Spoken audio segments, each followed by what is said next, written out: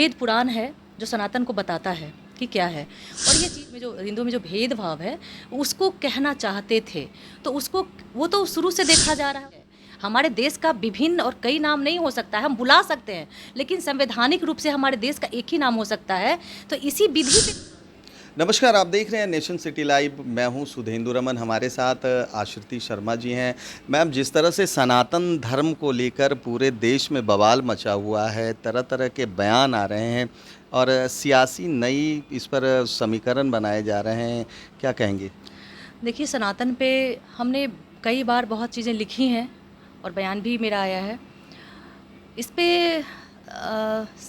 इतना कहना बहुत आवश्यक होगा आज के समय में, क्योंकि बहुत ज़्यादा अनर्गल बयान गिरते हुए स्तर पे वो दिया जा रहा है। तो मेरा इतना कहना होगा कि सनातन पे अगर बौद्धिक दृष्टि से उस पे अगर बहुत अध्ययन करने वाले लोग हैं, जो अपने अध्ययन के माध्यम से उस पे बहुत ज़्यादा तर्क हो चुका है, बातें रखी गई हैं। हमारे पास पूरा वेद पुराण है जो सनातन को बताता है कि क्या है।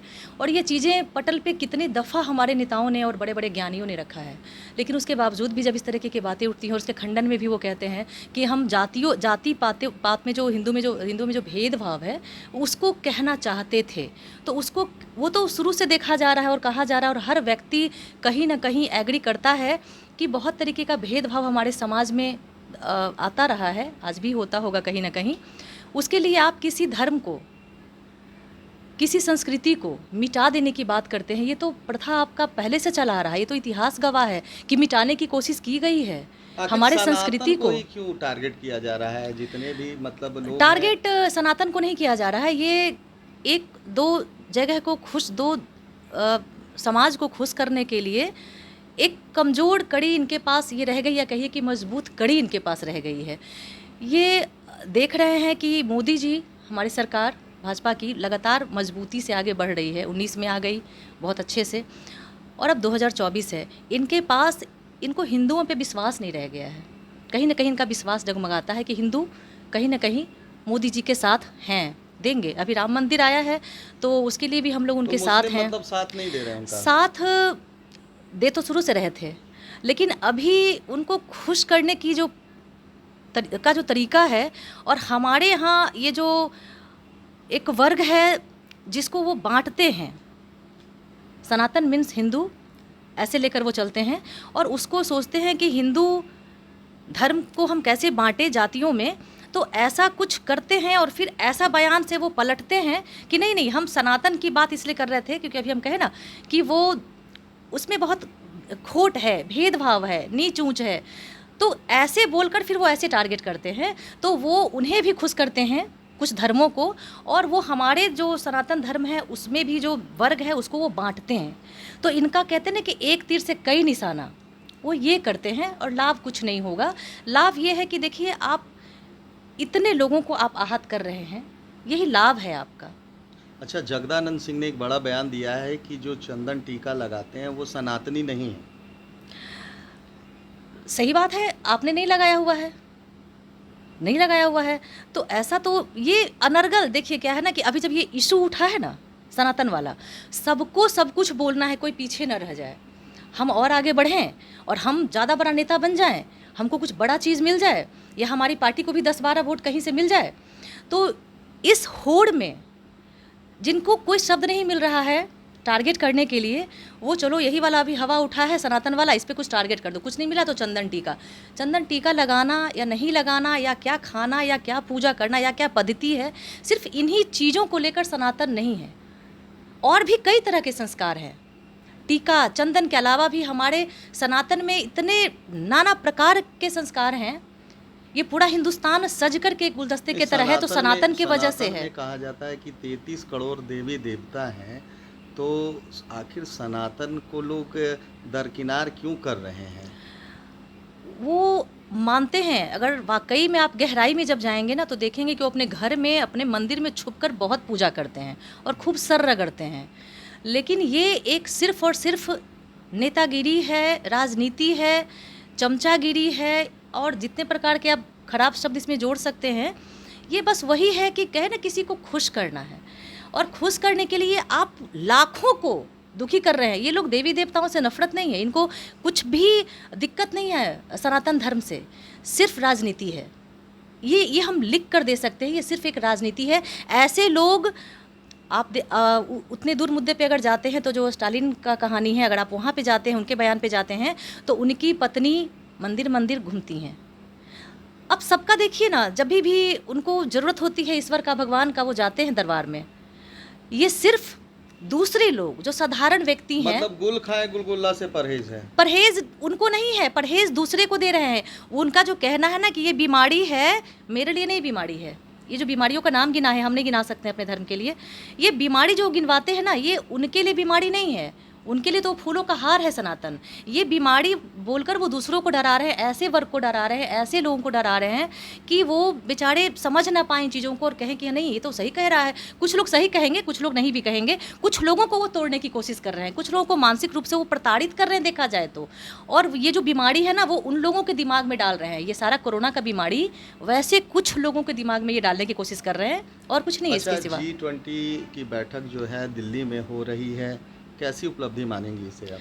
बहुत बड़ी उपलब्धि, आपको भी लगना चाहिए कि देश के लिए बहुत बड़ी उपलब्धि, मतलब वर्ल्ड लेवल पे उपलब्धि तो कई बार हमारे मोदी जी साबित किए हैं, लेकिन ये उपलब्धि खुशियाँ मनाने लायक है, त्योहार जैसा है। मोदी जी ने देश का नाम विदेशों में तो ऊंचा किया है, लेकिन उनके देश में ही वो खुद घिरे हुए हैं। विपक्ष तो हर देश में काम करता है, हर देश में विपक्ष इसी तरह से काम करता है। यहाँ थोड़ा ज़्यादा वर्क कर रहा है अभी। लेकिन आलोचना जिस तरह से राहुल गांधी विदेशों में भी जाकर अभी करते हैं अभी अपने देश अभी की, अभी इंडिया भारत जी। में जो चल रहा है, आपको क्या लगता है कि ये सही है? ये मतलब अपने देश के प्रति इस तरह का बयान देना क्या लग रहा है आपको?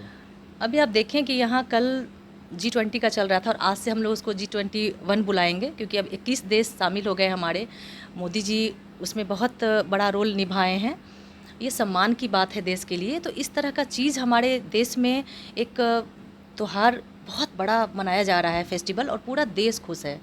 और जितनी भी आप बातें ले लें कि हर देश में एक ना एक दफ़ा आप अध्ययन करेंगे, बहुत जगह देश में कई कई नाम था और उसमें एक नाम से स्वीकृत किया गया, उसको घोषित किया गया एक नाम से। यही पद्धति है। हमारे देश का विभिन्न और कई नाम नहीं हो सकता है, हम बुला सकते हैं, लेकिन संवैधानिक रूप से हमारे देश का एक ही नाम हो सकता है। तो इसी विधि पे काम चला है ये, इसी विधि को देखते हुए, इसी नियम को देखते हुए भारत को हम लोग स्वीकार करने जा रहे हैं। तो इसमें इतना विवाद क्यों है? अच्छा, नीतीश कुमार आज जो द्रौपदी मुर्मू जो महामहिम राष्ट्रपति हैं, उनके द्वारा आज एक भोज आयोजित किया गया है, उसमें नीतीश कुमार भी जा रहे हैं। अभी तक वो जो केंद्र से जितने भी मतलब आमंत्रण थे उसमें नहीं जाते थे, लेकिन इस बार वो जा रहे हैं, क्या कहेंगे? अगर वो जा रहे हैं तो हम यही कहेंगे कि ये उनकी बहुत बड़ी परिपक्वता है कि वो बहुत बड़े राजनीतिज्ञ हैं। लाख कुछ कहीं पे अभी ऐसा बिहार तो नहीं है में कि कुछ खिचड़ी पक रही है बीजेपी और जदयू में फिर से? नहीं, ये खिचड़ी तो बुलाते रहते हैं, क्योंकि वो उलट पलट जाते हैं ना हमारे नीतीश जी, कभी इधर कभी मतलब उधर। फिर आ सकते हैं इस बार? नहीं, उलट पलट जाते हैं तो थोड़ा सा उनका वो खराब हो गया है। हम लोग हमेशा उनको शंका की नज़र से देखते हैं, लेकिन ये जो चीज़ है, ये जो जगह है, नीतीश जी इस बात को समझते हैं कि ये बहुत बड़ा समिट है, ये बहुत बड़ा दिल्ली में एक आयोजन हुआ है विश्व भर का, और इसमें उनका जाना, उनका बुलाना, उनका बुलावा आया है उनके लिए, और उनका जाना ये बहुत आवश्यक वो समझते हैं, क्योंकि वो परिपक्व हैं राजनीति में, वो परिपक्व है। वो समझते हैं कि वहाँ जाना चाहिए, चाहे कितना भी विरोध हो, किसी के साथ कितना भी हमारा, किसी से हमको दिक्कत हो मोदी जी से, लेकिन देश प्रथम है। इतने बड़े बड़े नेता हमारे विदेशों से आए हैं, उनके सामने हमको एकजुटता दिखाना है, तो हम तो इसमें तारीफ़ कर रहे हैं। अच्छा, सारण के जो एमएलसी हैं, उन्होंने 10 लाख नौकरी के सवाल पर बिहार के उप मुख्यमंत्री जो हैं तेजस्वी यादव, उनको गधा बोला है। अब हमको लगता है कि इस पे बहुत ज़्यादा गाली गलौज फिर तो चलेगा बिहार में। हम सुने नहीं हैं, अगर ऐसा बोले हैं तो इसमें फिर गाली गलौज का माहौल आने वाला है बिहार में। लेकिन कौन लोग हैं जो गाली देंगे? वो दोनों, अब देखिएगा, इधर जो तेजस्वी जी को ऐसा शब्द बोल देना, तो अब इनके तरफ वाले तो और भी गंदे गंदी गालियाँ देंगे। तो खुद में ही अमर्यादित भाषा देखिए, का पहली प्रयोग कर रहे इस हैं। पे हम, ये तो बात छोटी सी नहीं है, अगर इसको देखा जाए तो ये एक गाली है। किसी भी राजनेता को, कार्यकर्ता को भी, अगर आप किसी पार्टी से जुड़े हैं, किसी संगठन से जुड़े हैं, आपको कभी भी कहीं बैठकर इस तरीके से किसी के लिए गंदे शब्द का प्रयोग नहीं करना चाहिए।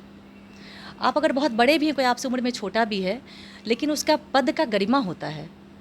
हम लोग जंगल राज कहते हैं, लेकिन किसी एक व्यक्ति को ऐसे सामने से गाली नहीं देना चाहिए, ये गलत बात है। क्या लग रहा है G20 का फ़ायदा बीजेपी को मिलेगा 2024 चुनाव में?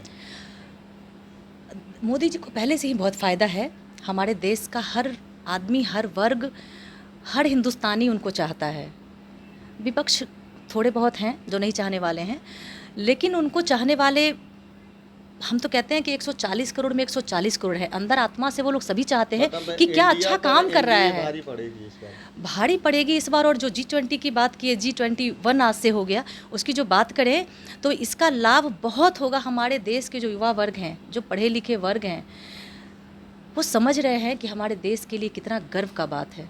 और मोदी जी इसको किस प्रकार से यहाँ पूरे जो इवेंट हो रहा है उसको मैनेज करने में क्या दृढ़ता दिखाए हैं और कितना बढ़िया पूरा मैनेजमेंट है। आप देखिए, टीवी पर भी देख सकते हैं, इसको बारीकी से समझिए, क्या मैनेजमेंट किए हैं, कितना बढ़िया स्वागत हो रहा है, कितने तरीके से। भारत में ये बहुत हिम्मत का, गट्स का बात है और भारत के लिए बहुत खुशी का बात है। इसका बेनिफिट मिलना चाहिए, विश्व भर में मिलेगा तो भारत में क्यों नहीं मिलेगा। मोदी जी के बहुत प्रशंसक हैं और वो और बढ़ते जा रहा है, बढ़ेगा। ये थे बीजेपी नेत्री आश्रिति शर्मा जी, जिन्होंने साफ तौर पर कहा है कि जो G20 की बैठक चल रही है वो भारत के भविष्य के लिए चल रही है। जिस तरह से जो बैठक आयोजित की गई है, और आपको मैं बता दूं कि भारत को लेकर 20 देश इसमें शामिल हैं। अभी 19 देश के लोग यहाँ पर जो हैं प्रतिनिधि, चाहे जो बाइडन हो, सब लोग यहाँ पर पहुँचे हुए हैं। युवाओं के लिए बहुत ही कुछ खास होने वाला है। भारत के नए भारत, कह सकते हैं कि नए भारत के निर्माण में एक ये मील का पत्थर साबित होगा। फिलहाल तमाम हमारी ऐसी खबरों को देखने के लिए आप देखते रहिए नेशन सिटी लाइव।